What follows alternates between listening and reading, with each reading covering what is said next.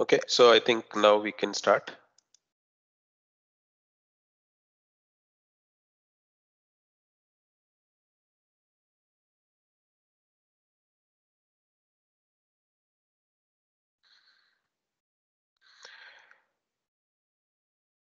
Okay, so once again, very good afternoon to all of you. So uh, we were discussing this circular DHT protocol for mapping in for the peer-to-peer application. So I think this we have discussed that how the keys, how this mapping between the nodes and the keys happens, right? So now we'll just see one protocol based on that, that is called as a code protocol. So how this lookup operation is performed, right? So let me take this pen. Okay, so here you can see each node, in this case, each node is maintaining two pointers, right? It's a predecessor and it's a successor. So in the previous example, you have seen that this uh, key node pair information is scattered across all the nodes, and now every node is aware of the other nodes. So in that case, if any request comes at a node, then that node needs to send that request to all the nodes, right? So this is not a scalable solution because it creates lots of you can say messages.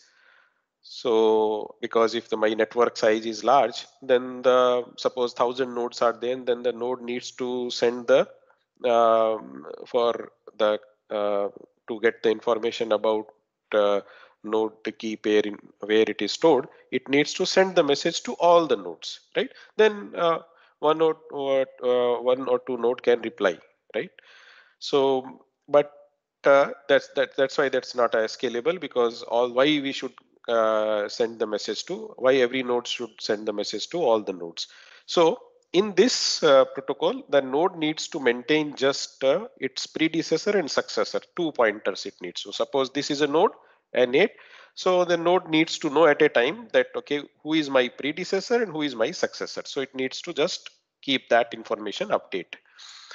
Then suppose at this node a lookup operation is performed for the key 54. Suppose some request come from the client, and that client is want to know about the key 55, where that key 55 is available, or the key 55 information is available. So you know that either way the overlay networks can be overlay networks can be implemented.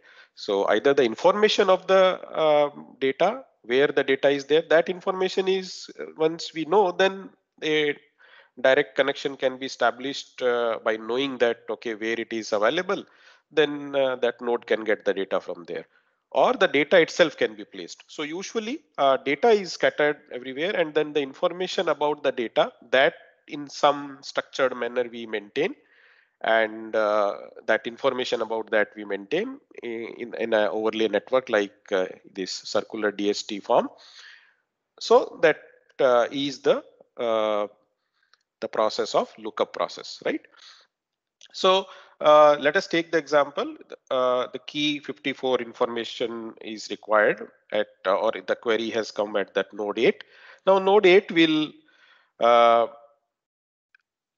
ask means to find its successor, that, okay, the node 8 successor is 14. So if the key is between key lies between the 8 and 14, right? 8 is the node, that node itself, and its successor is 14. So in this case the n is basically 8, because we are operating at a node 8, and its successor is 14. So the ID is 54 in this case. So the 54 is not lying between 8 and 14. If it is lying between, then definitely the 14 is the node which is responsible for this key, and then as a response to the query, the 14 can be returned, right? So then the node can contact to the 14 to get the keys, and then it can get the required information from that node. So if it is not between, then the node with what it will do, it will forward the query to node 14. Node 14 will also do the same operation. It will just look at that, okay, key is a 54, so this 54 is whether it is lying between 14 and 21, means me and my successor, then it will return that node. Otherwise it will forward the query to its successor. So in this manner your query will be routed. You can say that's why it's a routed query. So query is routed, and finally you can see the query will reach here, so at a node 51. So the key which we are looking is 54. Now node 51 will see that, okay, me and my successor is 56. So the key is lying between this. So as a response to this query, so this query will be forwarded to 56. Now 56 is holding this key information, and the node this node can return the information about this key, that okay, at what node this data is available, right? So value it returns. So value is basically IP address of the node where uh, the data corresponding to this key is available. Now this return can go in, means same in a reverse direction, or it can be directly return if the original node information is passed in the forwarded query. That depends upon the implementation. It can be implemented in either way, because there is an advantage if the key will be returned in the same order, on the same in the reverse order, right? Suppose this return to 56, the 51 and 51. The advantage of this key information can be cached at all these nodes, and next time when the key request comes from either of this node or from this node, then the key can be immediately, the information of that key can be immediately returned. So the lookup will take lesser time. So these are all optimizations can be done. Right now, let us say don't go on this part. So we are not means that's interested into that. Okay, how the return will be done, but locating the key is that our right now our focus. So you can see in this case, what is the complexity? Complexity of lookup operation, complexity in terms of messages. How many messages will be transferred for knowing the information? So that is obviously it is linear to the number of nodes. As the more number of nodes are there, you can see the more messages will be there.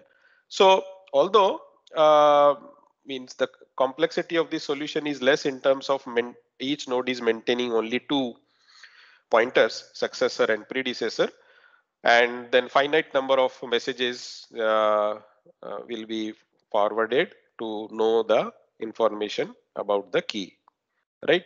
So but as the number of nodes if a number of nodes in my network is large, then this is also not uh, maybe the number of messages may be required to locate the key may be high. So it's a linear to number of nodes. So the linear complexity is not assumed, or it's not considered as a good complexity. So there can be, so one optimization can be done. So this is the optimization for this. So in place of just maintaining each node maintains just a successor and predecessor. The node maintains, let us say node maintains some list of some successors. So the list of successors we call as a finger table. So the entries in this finger table are like this. So the ith entry in the table at node n contains the first node s that succeeds n by at least 2 power I minus 1. So for example, for I equals to 1, so the first entry will be the successor n that node at which we are calculating or which we are creating the finger table entries. So n plus 2 power 0. So it will be equal to successor n plus 1. Right. So this so that is, so this is my n plus 1 will be the first entry in the finger table, right? So like that, if I create here at the node 8, so what will happen? So N8 plus 1, so how many such entries can be there? So that is equal to M. M is the number of bits in your identifier. So in this case, we have used identifier, my identifier bits are 6 because our ID space was 2 power 6 up to 64. So 0 to 63 is my ID space. So 6 bits are there in each ID. So it is equivalent to, so this is my M. So number of entries are M. So M such entries are there. So I will start from I equals to 1 to M, 1 to up to M. So M is 6, then the 6 entries will be there. So N8 plus 1 gives me basically 9, but 9 is not present in this network at present. The node is not there. So what is the next node is there? That is 14. So the first finger table entry will contain N14. With the same logic, second finger table entry also will be 14. Third also will be 14. And fourth will be N, fourth means 2 power 4 minus 1. So it is 3, 8. So N plus 8. N plus 8 means 16. So 16 means 16 is not present. So the next node which is present in the network is 21. So that's why it is 21. So like that for N plus 8 plus 16, 32 and N8 plus 32. 42. So like that each node you are maintaining this finger table. Every node is maintaining its finger table, right? 6 entries, or you can say 6 successor nodes entries are there. Now how the query will be processed? In the, suppose same query comes at a node 8, and so first this node will look at that, okay, if it is find the keys lies between me and my successor, then it will return the successor node and then the query will be processed. But if it is not there, then it will look at in the finger table. So it will search in finger table for the node which is most immediately precedes the key, right? So it will start looking at from the bottom of the finger table. So from the last entry to first entry, right? So the most immediately precede the node which is most immediately precedes the key is N42.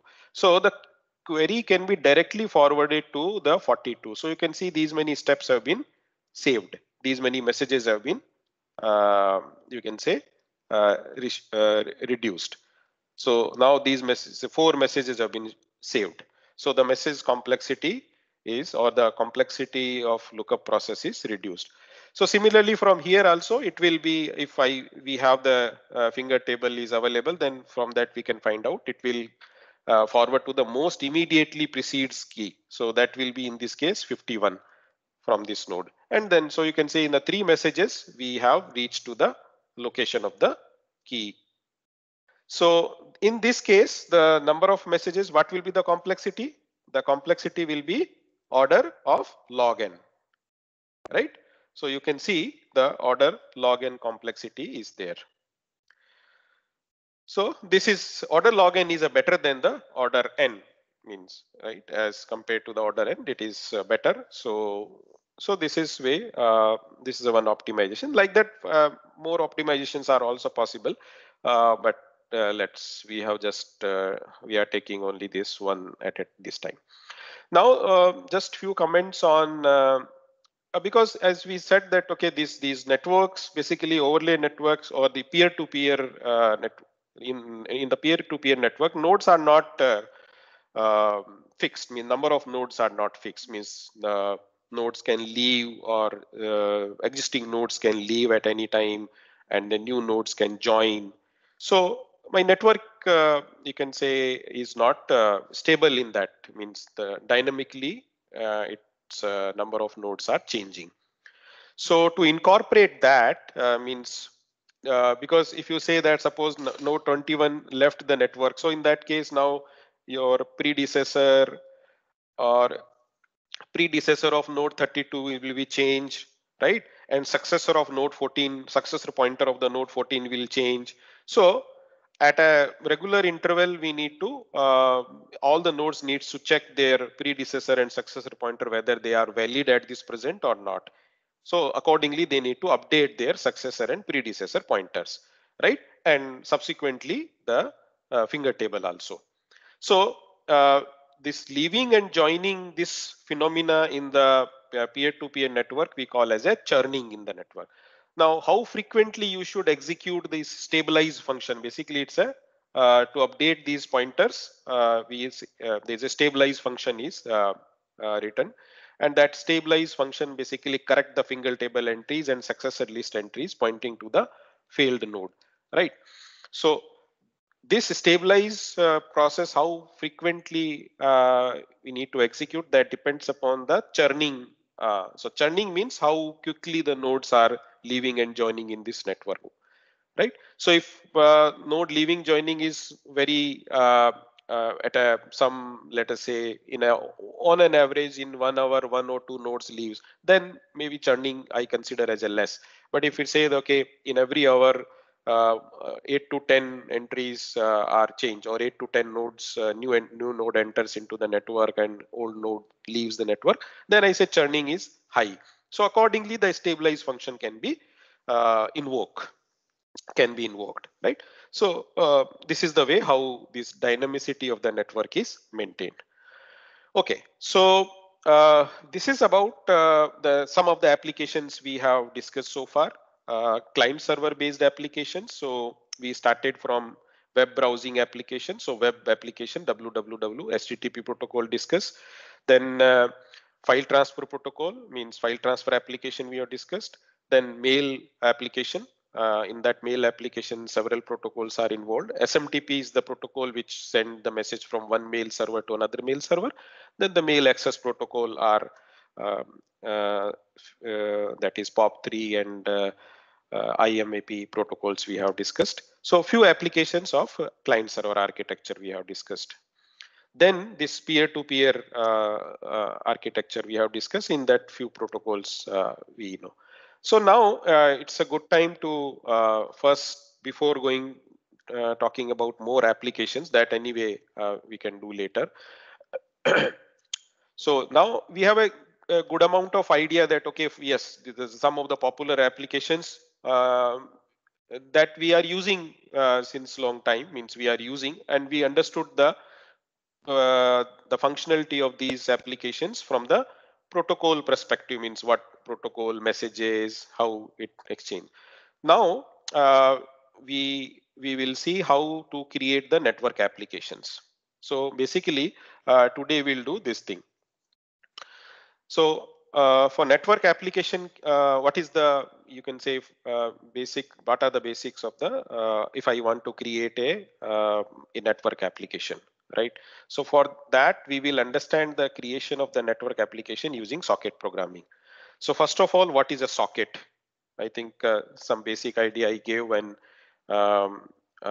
we started the application layer. So now let us say give a formal definition. So from the kernel, OS operating system kernel perspective, a socket is an endpoint of a communication. See, suppose this is a client machine and this is a server machine. So in this client machine, you create a socket for the communication. We know that. Okay, application is running a process. So suppose you have application, and in the running application we call as in a process, and this process, let us say, wants to send some data to some remote process. So first this process will create a socket, right? So this is a socket which is created, and that socket here, and then similarly for the server side also a process is running, let us say P2, and that process also created a socket, right? Because you know that socket is basically work as in a door between the application layer and the transport layer. So application layer, anything application layer needs to send, it send via the socket, and it receive also from the transport layer. When it at the receiving side, transport layer is uh, receiving some data, then for the process which is running on that application, then through this socket only it deliver that data to the application. So it's basically a address. It represent kind of a identification that okay, this communication belong to this process. So from the kernel, OS kernel point of view, these socket to socket communication, so basically these are the two endpoints between these communication is happening, right? Ultimately these two processes are communicating, but with the help of this. So from the kernel point of view, socket is an endpoint for the communication, right? And from the application point of view, socket is a file descriptor that lets the application read write from to the network. Means this is works as a like a in a Unix terminology. If you say everything is a file, so even the devices are also modeled in the Unix as a basically file. Sending or receiving, so that is equivalent to or analogous to writing to a file or reading from a file, right? So if this process wants to send something, so process is basically a file descriptor is associated with that, with the socket, and in that socket it is writing. So from the application point of view, the socket is nothing but it's a kind of a file basically. And when I create a socket, then we'll see the C program in which using the library we can the API is provided by in the Linux. We will see that it returns, when I create a socket, it returns a descriptor for that. Like we create a file, right? In a C programming, you might have done. You open a file for writing or reading. So when you're opening a file, then a file descriptor is associated with that. Similarly, when you create a socket, then the socket descriptor is returned. And that socket descriptor is used for the communication basically. So to the application. So application will using that it will write or it can read from the that socket. So using that descriptor, right? So this is the socket. So as of now, we'll unfold this thing. Means as we move on. Means when we'll go to the transport layer, then I will tell you that exactly how the multiple sockets are created at a one machine, and then when it is communicating to the multiple machine, how it happens. So we'll unfold step by step. So client and server communicate with each other by reading descriptor, as I said. So in this picture, you can see that, let us say I have this is a client machine and the server machine. So this is client and server machine are there. You see the process is running, and these two processes have created a socket for the communication. Right.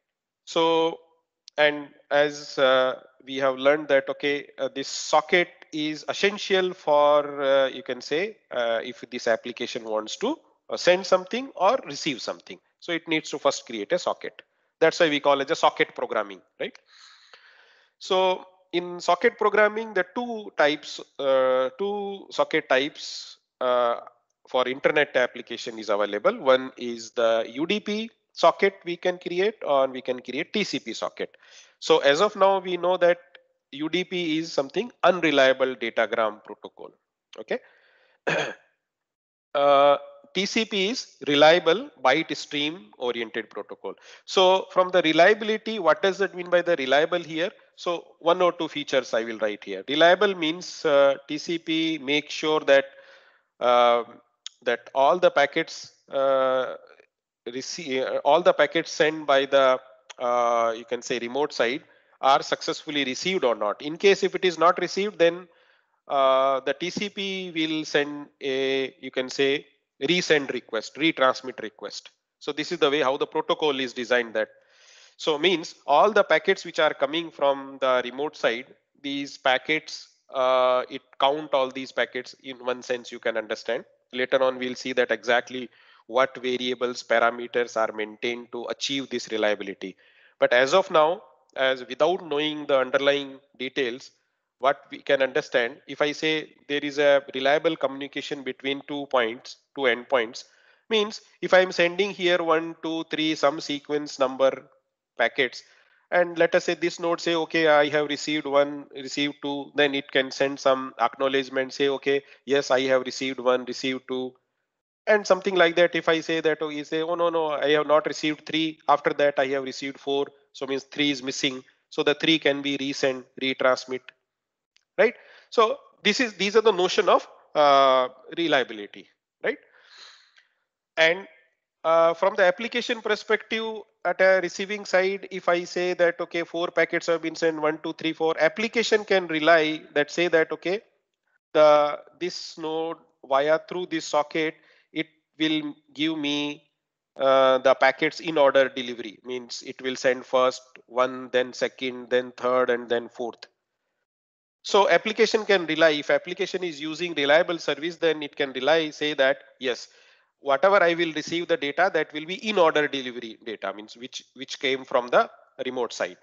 So the application don't have to worry about that, okay, the data which I am receiving is out of order, or it's a, means it is in a continuation, or it. So application don't have to worry about, means application simply assume that, okay, yes, everything is in sequence I received. So this TCP, the service which is provided reliability, byte stream oriented. So the bytes sent by the from the other side are received at the receiving side in order bytes are received, right? So, but so all these things which I talk about for TCP, UDP, there is nothing. UDP will simply uh, deliver the data, but no guarantees there whether maybe some of the data may be missed out in that, which might have been dropped in the network, or the data may be out of order also may be there, means first packet I received first second number packet and then first number packet. So second number packet might have been delivered to the application first and then the second number packet. Sorry, then the first number packet. So all these things which reliable service provide, unreliable service means is not doing. So from this we can understand unreliable service is something that is simple to, means the protocol is very simple. No need to, means the complexity of the protocol is simple. Sorry, complexity is very less, right? Compared, so that's why TCP is more complex protocol than the UDP. But because if you want reliability, so basically reliability comes with the cost, and that cost is in terms of the complexity. Okay, so now take an example, like we just see that what kind of application, network application can be. A simple network application example we'll take. Client reads a line of characters from its keyboard and sends the data to the server, right? So this is a client application. Then the server receives the data and converts the character to uppercase. And then the server sends the modified data to client. Means suppose server receives small a, so it will receive this and then convert this small a into capital A, right? And then send back to the client. And the client receive the modified data. So in this case, modified data is, let us say, capital A character and displays on the screen. This is a simple application in which the client is sending one by one characters, and these characters are received by the receiver, and then the receiver is converting, let's say simple operation it is doing, receive and then convert the corresponding uppercase letter and send back. So that's a simple application. So now we'll see that, okay, to implement this application, means how, what are the functions I need to, how to write a socket program for this kind of communication. So you know that application client server, in a client server paradigm, basically when we say there is an application, so application have basically two parts. One is a client side application, other is a server side application. And both can be developed by one person or can be different person also. Uh, and suppose like FTP application. So FTP, you know, that's a standard application, means there is a RFC, some standard document is there in which what messages, what are the possible messages are there, how this application works, and all these things have been explained in that. So if somebody is using that, it is creating the client program, and then some other person may write the corresponding server program using the same that standard document. Then these two applications can interoperate, right?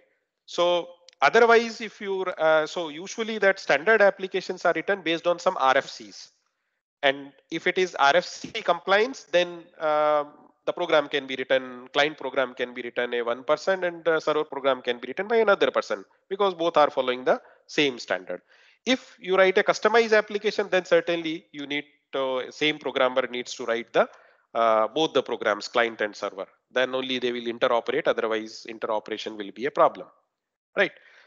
It is something like that. Okay, if we two people want to talk, then they should talk in the same language. If they are not, they are talking a different language, then it will be a problem. Whatever you are saying, I will not understand. Whatever I am saying, that you will not understand. But if you know, okay, we say, okay, we will talk in English. So fine, then we know that how to communicate. You know English, I know English, and then we can communicate. But if you don't know that, okay, in which language you are conversant, then communication will be a problem. So same analogy can be used. Okay. Any question at this point before moving to, although we have not discussed any complicated concept, but yeah, still, if you have any question come to your mind. Excuse me, sir. Yeah. Sir, in UDP, is it that no data is lost and the packets may be means randomly may randomly come in any order, or is it that packets may be lost in it? Packet can be lost also, because internet is something, is a, say, is a best effort service network. We have seen that. So the way the internet architecture was designed, it is say that, okay, there is no guarantee. And I hope that you understand when I say internet means what. Basically the IP layer, the layer which is interconnecting the various networks, small networks. That layer is basically your network layer, and also it is called as IP layer. So that layer is basically says that, okay, I cannot give any guarantee. Packet might be dropped anywhere. So if I want to give a specific example, then I say packet might be dropped at a intermediate hop where is a buffer overflow, and due to that the packet is dropped. Packet may be corrupted also. On the transmission medium, maybe some bits can be flipped. So all these possibilities are there. Uh, and this possibility is there with the TCP and as well as with the UDP. But TCP, what it will do, if any such packets are lost, any packet is lost or corrupted, then retransmission possibility is there from the sender again. That possibility TCP means, say first time it is not successfully received, I will send it once again. So that TCP does, but UDP don't, you can say, maintain that how much I have sent, what next I have. It's simply just receiving the data from the application and throwing in the network. And don't remember that, okay, what I have sent in the previous packet. So it's not keeping that record. TCP basically keep the record that, okay, until I am not receiving an acknowledgement from other side, I will keep that data with me. So in case if the data is corrupted or lost or not received by the receiver, then I can retransmit it. That's the basic funda. More on this TCP and we'll do all details. We'll do that. How TCP does actually. Yes, sir. Thank you. Okay. So fine. So is there any question on the chat? Should I see the chat? If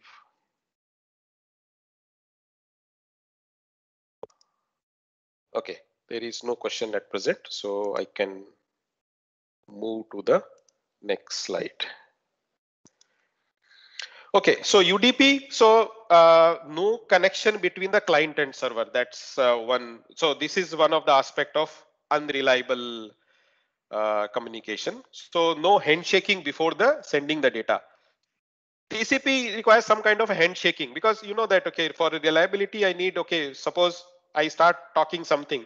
So first I would tell you that, okay, yes, can we talk now? Then you say, okay, yes sir, we can talk now. Okay, fine. Then we start talking. So that is a kind of a TCP. So means we did some kind of a handshaking first. So that means whatever I am saying, nothing is missed out. But UDP is something that, okay, I just start the lecture, say for example, without saying anything, I simply say, okay, start talking, reading the first slide or something like that.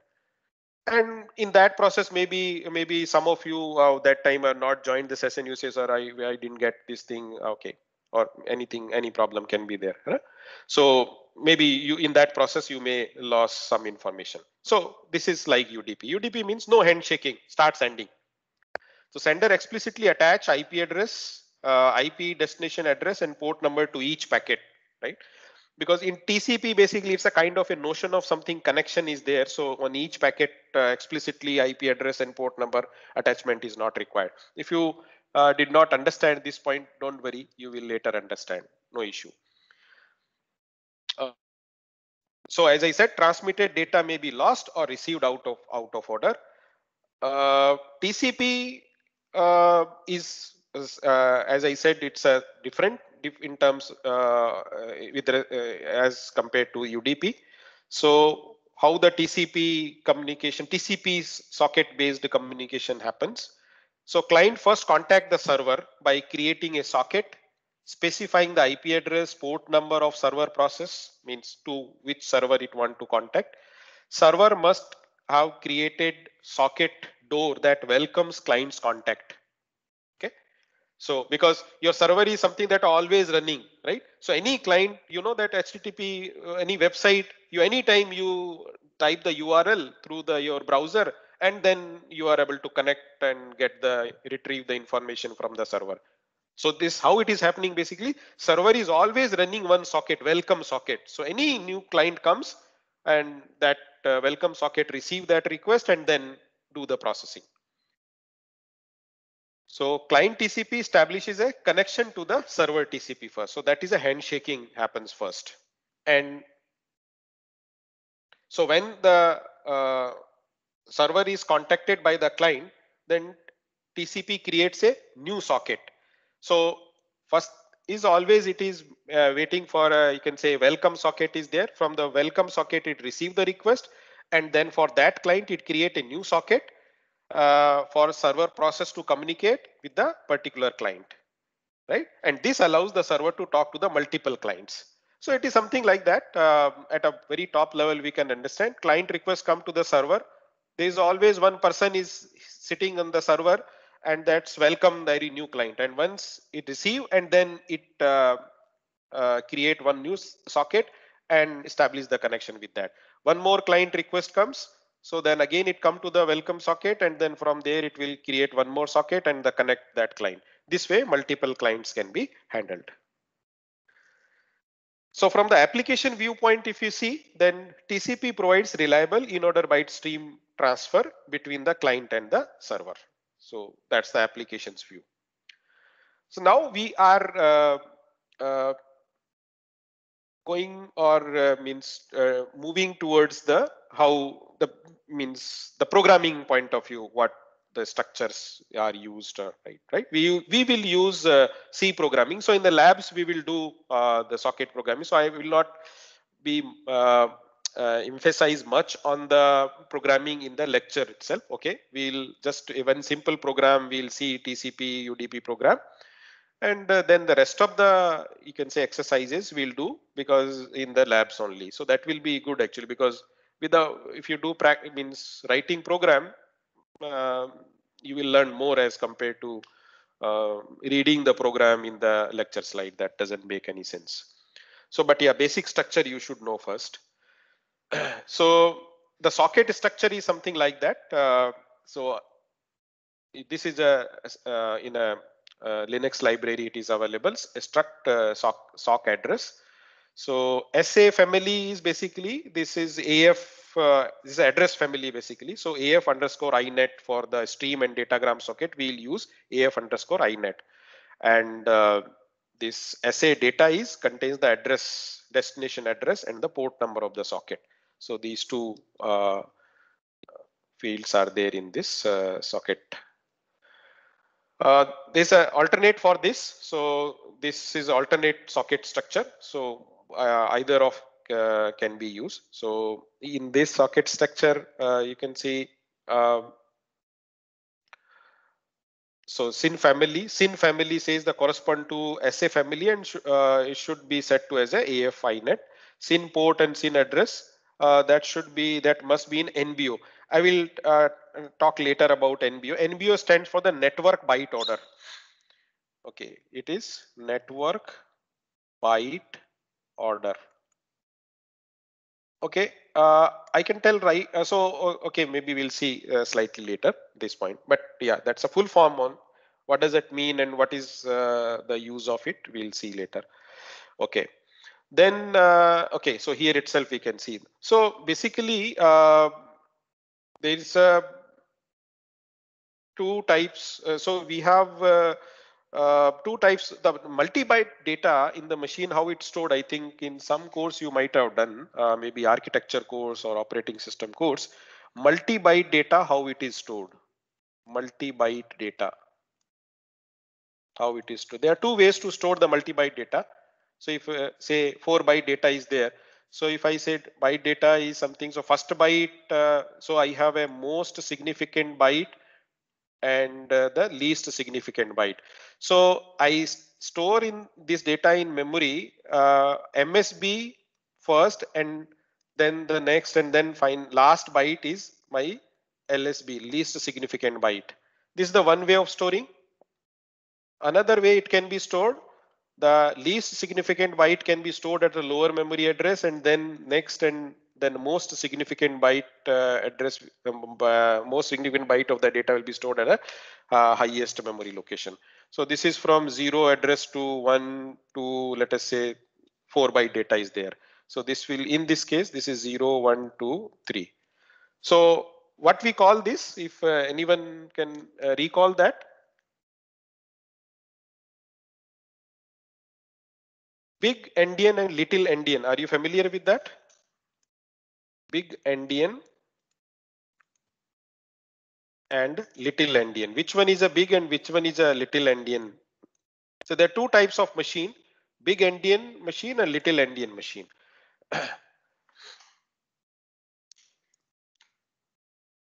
And both are okay. Means there is no, you can say, performance wise there is no much difference. But yeah, this is the two ways that multi-byte data can be stored.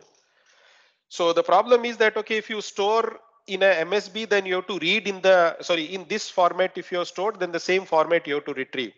And similarly, if you are storing in this format, then in same format, you otherwise least significant byte you interpret as a most significant byte, then your data will be incorrect. So you consider, you think about a number 1, 2, 3, 4. In place of that, you say 4, 3, 2. When you read it, then it will be incorrect actually. So this is okay when the process or any data which is there in the same machine, then it is okay, fine. But if it is a different machine is there, one big endian machine is talking, communicating with the little endian machine, then it will be a problem. So uh, that's why before, if I'm sending any data, multi-byte data to another machine, then we convert this data into network byte order. And network byte order is big endian. And these functions are used basically for this purpose: host to network, and this is short, long, host to network to network to host short, and network to host long. So before sending the data from machine, I will convert into the network byte order, and then once I receive from when at the receiver side, it will be converted from the network to the host. And network byte order is something that is a big endian. It follows the big endian. So otherwise inconsistent, your data will be inconsistent. So that's the purpose of that. So these are the primary socket system calls which are available. Okay, so socket is that we are going to use in our program, which we will write for the network application using the socket programming. So these APIs will use directly system calls, right, which is provided in the Linux library. So create a new socket and return its descriptor. Simple bind is something, associate a socket with a port and address. So you create a socket, and now this socket you need to bind, means you have to provide the identification to that socket, and that identification is coming from port and address. Address is basically IP address. Listen, it is a basically it's like that welcome socket at the server, means server is always receiving the request, we're ready to receive the request.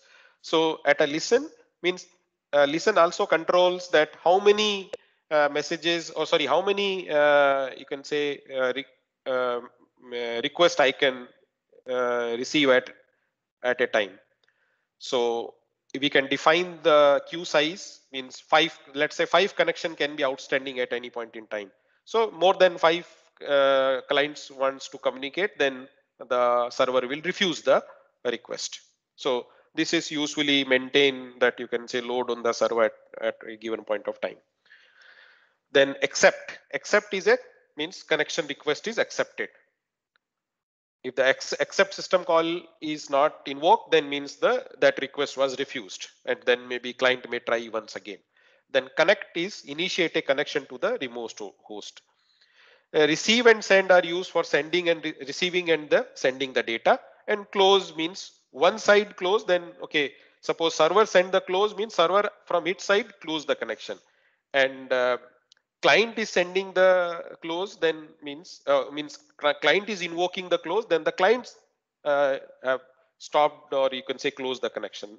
Now client will be not able to receive anything because that connection was closed from the client side. Server side it is not closed, the server may send, but there is nobody is there to receive at a client.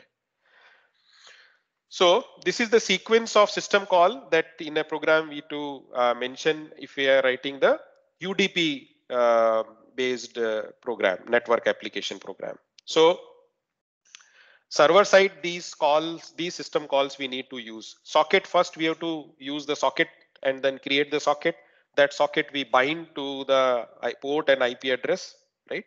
And then this system call is kind of a blocking system call, means until a client request, so this will be continuously running, means it's a blocking, means my state of the server will not move to the next until this the client the server is not receiving any request from the client. So suppose at a client, some client wants to communicate to this server, then the socket will be created, then socket will be bind uh, using the IP address and port number, right, to provide the identification to the socket, and then the client will send. So you can see that there is no connection establishment here. So it will use the send to, right? So send have one more version, that is a send to. In a datagram approach, we will use send to system call. In the TCP, that is a stream socket, we use send. Okay, so their syntax is slightly different, because in send to we need to send some more address, IP address and a port number we need to send, which is not required in a send. So that's why these two system calls are different. For UDP is a different, for TCP we'll see it's a different. So send to it will send, once send to it. So once it receive means then it will come out from that, it will process that request, and then the server will send the data. Let us say after exchanging one set of data, the client closes the connection. That's not necessary. They may exchange multiple set of data also. But yeah, let us say that's one example. So this is the complete, you can say, life cycle at a client side and at a server side. Server also, after sending, maybe server can call the close connection. So then both the connection will be closed. TCP system call is like this. So TCP have slightly slight difference is there. You might have observed here there is no connection, you can say establishment is there. It is simply client is creating socket and then start sending to the server, right? Here you can see here there is a connect system call the client use, and server is TCP server is after creating the socket and binding to the corresponding IP address and the port number, then it is start listening. So listening is something welcome socket sort of thing, and then a request comes from the client, then it accept the request first, and after accepting means the connection is established. So this is the connection establishment. After that only the data start sending, and then client receive, then client after receiving server receive, and then after processing it, it can send. Then server receives, then maybe client receive the data which is sent by the server, and then maybe it can initiate the close connection. So this like this connection establishment, there is a connection termination, means some set of specific messages are exchanged. This we'll see when we'll do the TCP protocol in detail. Some set of messages are exchanged for the closing the connection as well. Okay, so I just go through with these system calls, socket system calls. All these system calls which we have seen. Okay, I'm not explaining one by one anyway. In a lab you will do it, and syntax, it's not, no need to memorize the syntax. So socket, and this is a bind system call, listen, accept, connect. These are for the TCP, and this is for the sending and receiving data, right? And for UDP, as I said that, okay, this is a so in send to we use, so we send the address also. In TCP we don't send the address, you can say. Here there is no address actually. Socket identifier, which is associated with the means corresponding IP address and port number, that is used as an address. So this is receive from and the send to. Okay, so yeah, so just look at, we'll just see that TCP, simple TCP client and server program. Will not understand, means will not go the line by line in terms of the syntax and all that, but just to see the flow, means what are the essential things in the TCP server and the corresponding client, and then we'll close this today's class. So these are the header files that you know that, okay, if you, all of you are familiar with the C programming, you have done data structure course, you have done C programming course. So I need not to explain that what are these files.